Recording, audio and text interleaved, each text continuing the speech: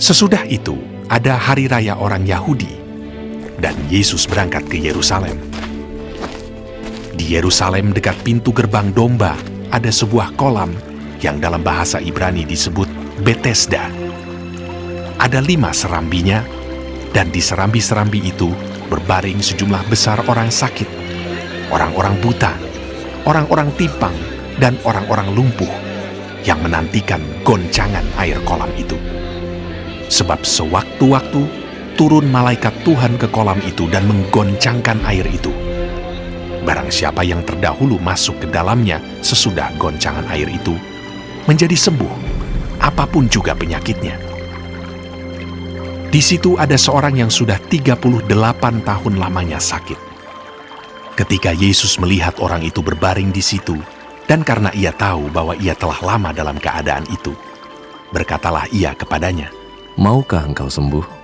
Jawab orang sakit itu kepadanya, Tuhan, tidak ada orang yang menurunkan aku ke dalam kolam itu apabila airnya mulai goncang. Dan sementara aku menuju ke kolam itu, orang lain sudah turun mendahului aku. Kata Yesus kepadanya, "Bangunlah, angkatlah tilammu dan berjalanlah." dan pada saat itu juga sembuhlah orang itu. Lalu ia mengangkat tilamnya dan berjalan. Tetapi hari itu hari Sabat. Karena itu orang-orang Yahudi berkata kepada orang yang baru sembuh itu, "Hari ini hari Sabat, dan tidak boleh engkau memikul tilammu." Akan tetapi ia menjawab mereka, Orang yang telah menyembuhkan aku, dia yang mengatakan kepadaku, angkatlah tilammu dan berjalanlah. Mereka bertanya kepadanya, "Siapakah orang itu yang berkata kepadamu, angkatlah tilammu dan berjalanlah?" Tetapi orang yang baru sembuh itu tidak tahu siapa orang itu, sebab Yesus telah menghilang ke tengah-tengah orang banyak di tempat itu. Kemudian Yesus bertemu dengan dia dalam bait Allah, lalu berkata kepadanya, "Engkau telah sembuh. Jangan berbuat dosa lagi, supaya padamu jangan terjadi yang lebih buruk." Orang itu keluar, lalu menceritakan kepada orang-orang Yahudi bahwa Yesuslah yang telah menyembuhkan dia. Dan karena itu orang-orang Yahudi berusaha menganiaya Yesus karena ia melakukan hal-hal itu pada hari Sabat. Tetapi ia berkata kepada mereka, "Bapakku bekerja sampai sekarang, maka aku pun bekerja juga." sebab itu orang-orang Yahudi lebih berusaha lagi untuk membunuhnya, bukan saja karena ia meniadakan hari Sabat, tetapi juga karena ia mengatakan bahwa Allah adalah Bapanya sendiri, dan dengan demikian menyamakan dirinya dengan Allah.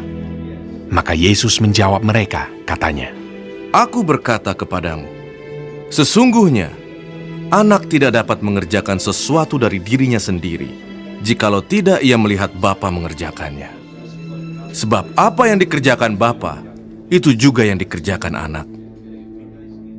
Sebab Bapa mengasihi anak, dan ia menunjukkan kepadanya segala sesuatu yang dikerjakannya sendiri. Bahkan ia akan menunjukkan kepadanya pekerjaan-pekerjaan yang lebih besar lagi daripada pekerjaan-pekerjaan itu, sehingga kamu menjadi heran. Sebab sama seperti Bapa membangkitkan orang-orang mati dan menghidupkannya, demikian juga anak menghidupkan barang siapa yang dikehendakinya. Bapa tidak menghakimi siapapun, melainkan telah menyerahkan penghakiman itu seluruhnya kepada anak, supaya semua orang menghormati anak sama seperti mereka menghormati Bapa. Barang siapa tidak menghormati anak, ia juga tidak menghormati Bapa yang mengutus dia. Aku berkata kepadamu, sesungguhnya barang siapa mendengar perkataanku dan percaya kepada Dia yang mengutus aku, ia mempunyai hidup yang kekal dan tidak turut dihukum. Sebab ia sudah pindah dari dalam maut ke dalam hidup.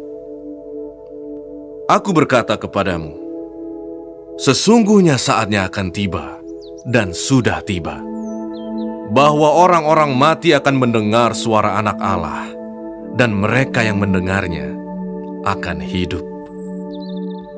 Sebab sama seperti Bapa mempunyai hidup dalam dirinya sendiri, demikian juga diberikannya Anak mempunyai hidup dalam dirinya sendiri. dan ia telah memberikan kuasa kepadanya untuk menghakimi, karena ia adalah anak manusia.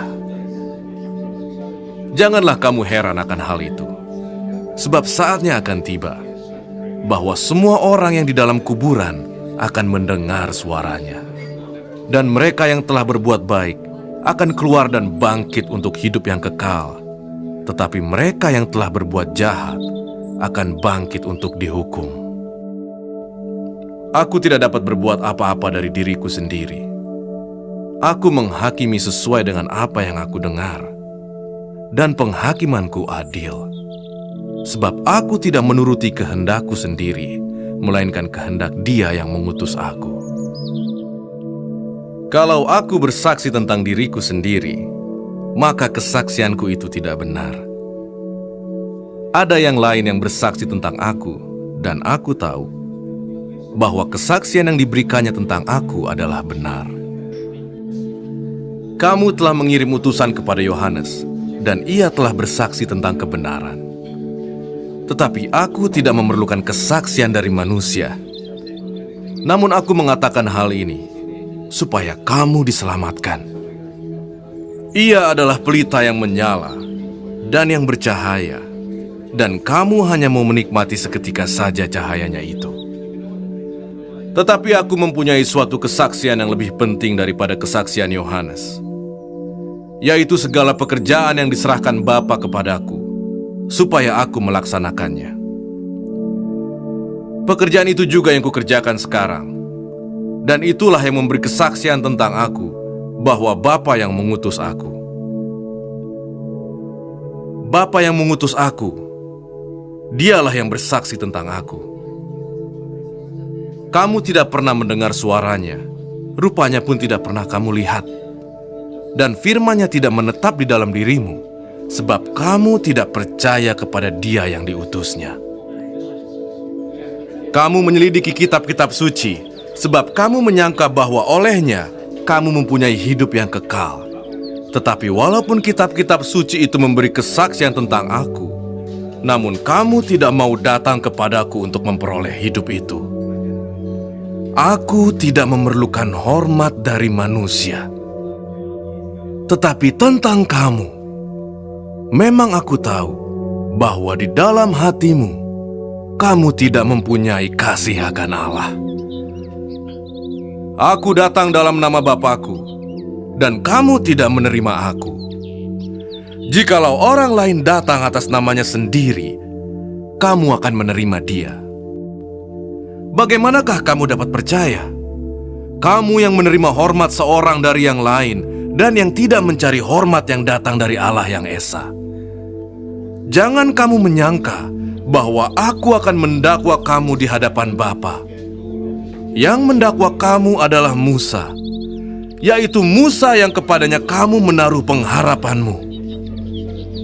Sebab jikalau kamu percaya kepada Musa, tentu kamu akan percaya juga kepadaku, sebab ia telah menulis tentang aku. Tetapi jikalau kamu tidak percaya akan apa yang ditulisnya, bagaimanakah kamu akan percaya akan apa yang kukatakan?